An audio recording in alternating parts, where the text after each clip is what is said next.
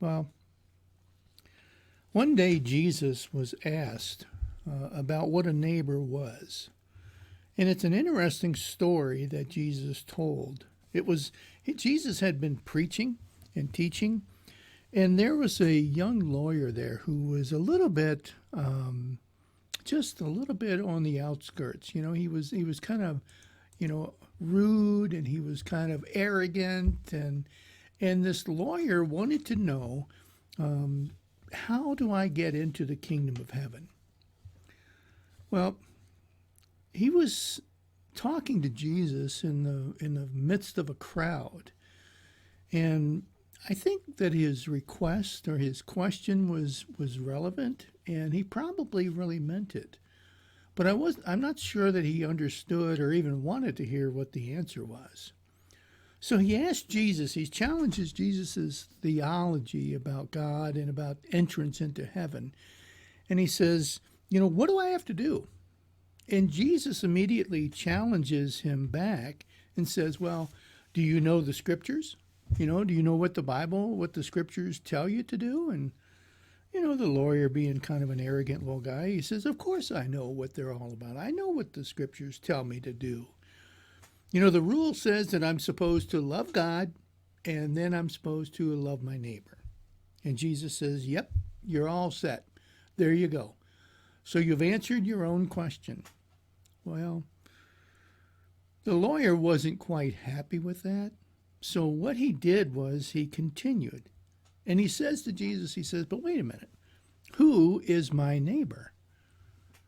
And Jesus answers the question and says, well, let me tell you a story. He says, let me tell you a story.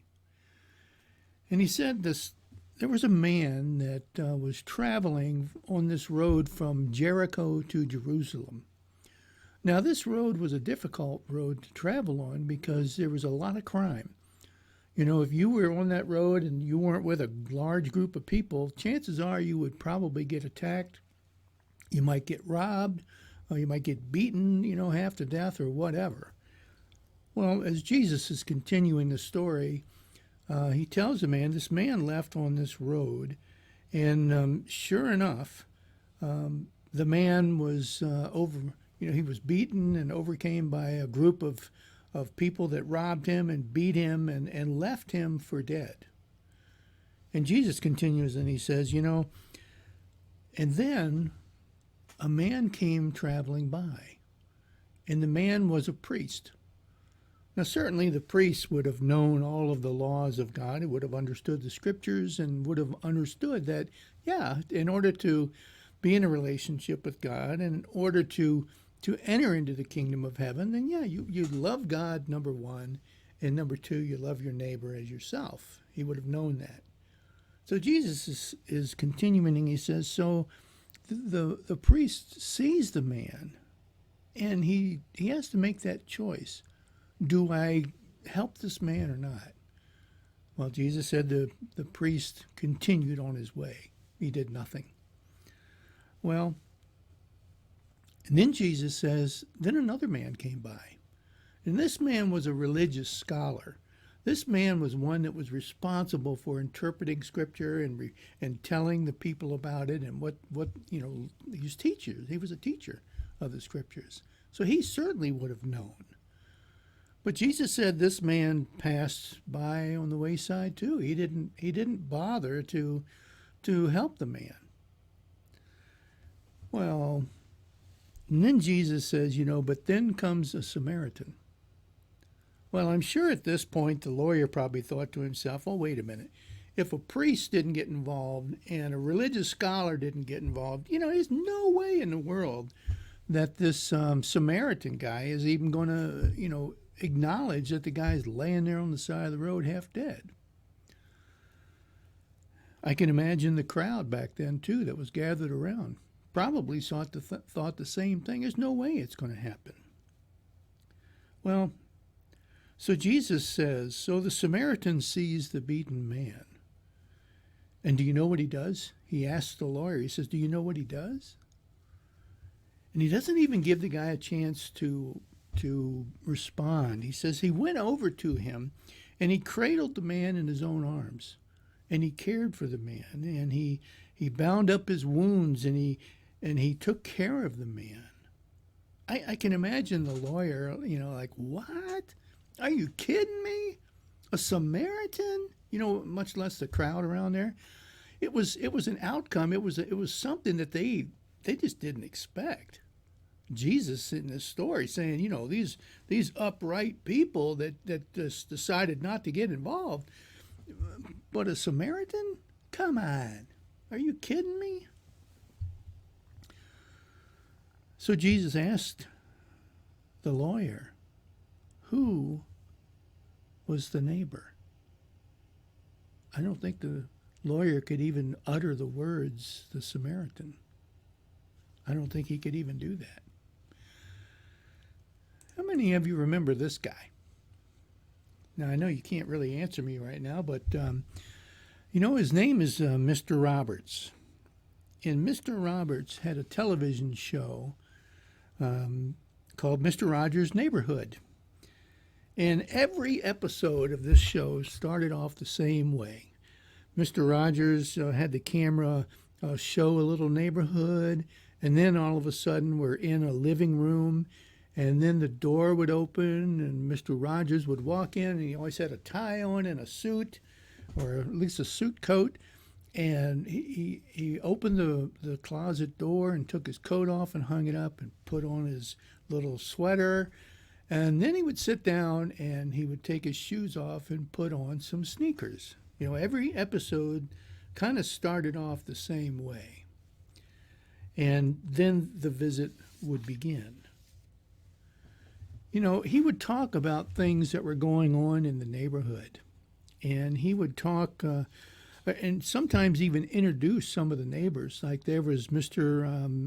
McFeely, who was the postman for the neighborhood. Sometimes Mr. Rogers would have him come in and talk to him. There was a cellist that Mr. Rogers would talk with once in a while, and his name really was Yo-Yama. I don't know where that came from, but that was the name that he used on the show. Well, this show, Mr. Rogers' Neighborhood, created an environment where all people were welcome, all people were cared for. And it was a show that gave us things to think about. Some of those things were things that we enjoyed, and we could savor a little bit. Other times, the things that Mr. Rogers brought up, they were just plain difficult to even consider. On the show, as he reached out to kids and people, he would talk about all kinds of topics. He went really from like death to divorce and to all kinds of issues he addressed on this show. Well, one really hot summer back in those days, people of color were being chased out of swimming pools left and right.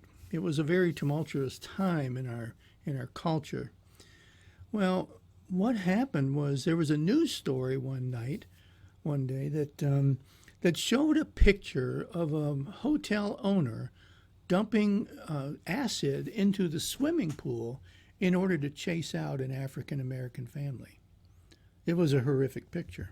It was a terrible thing for this man to do in the midst of all those things. But Mr. Rogers responded to that. You know what he did?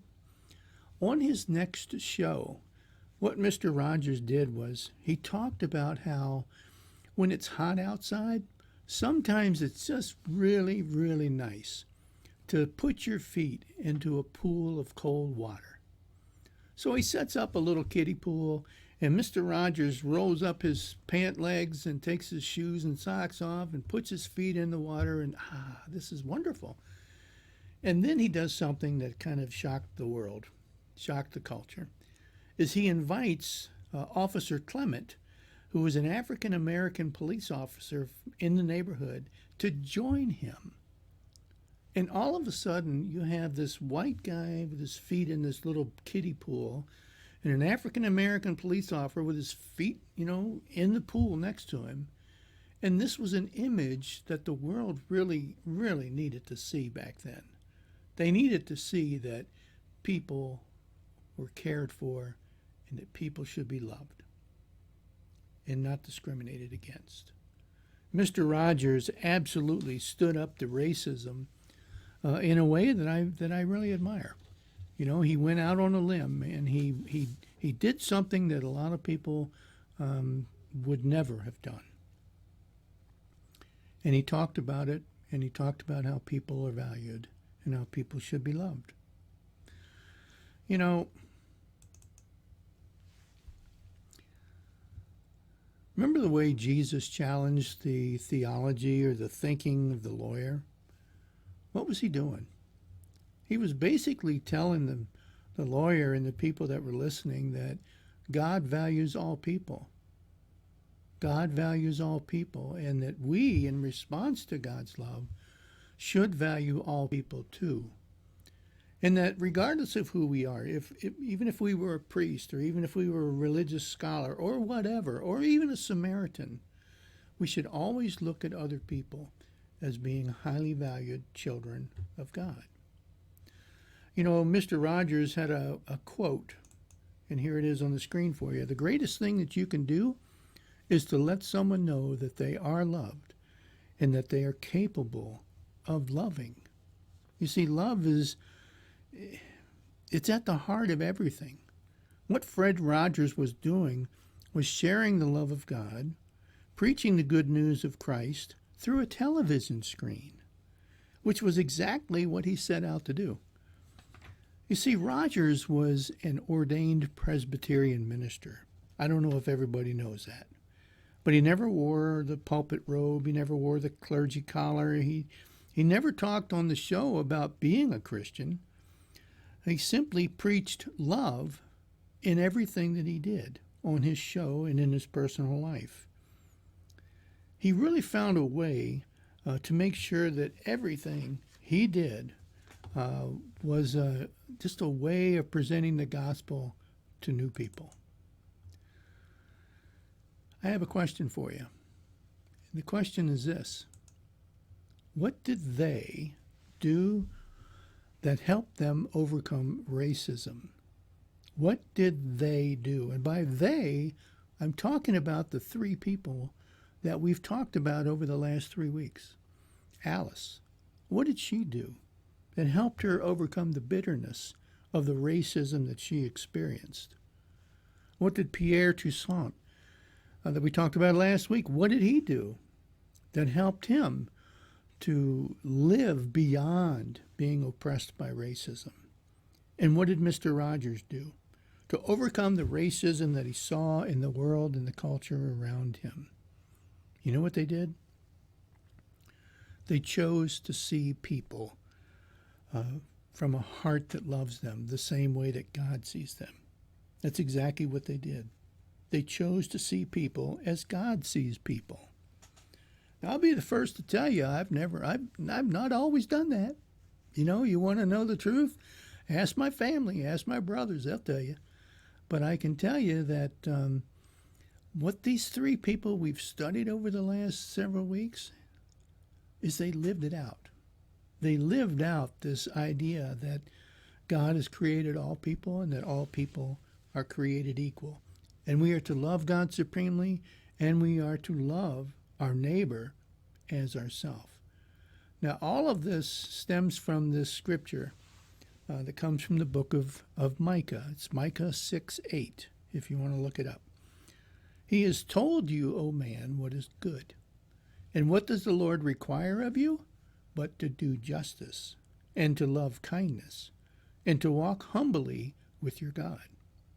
What's he saying? He's saying you gotta be just. You gotta be honest. You gotta do the right thing. You know, because that's the nature of God, is to do the right thing. And then he says you gotta love kindness, not just do kindness, but he's talking about the heart here. You gotta love it. You gotta love being kind. You gotta love when kindness comes your way. You gotta love this concept of being kind to all people. And then he says to walk humbly with your God. That means it's not really about you. It's about walking with your Creator, living for Him, living according to His statutes, and just being the person that God has called you to be in many different ways.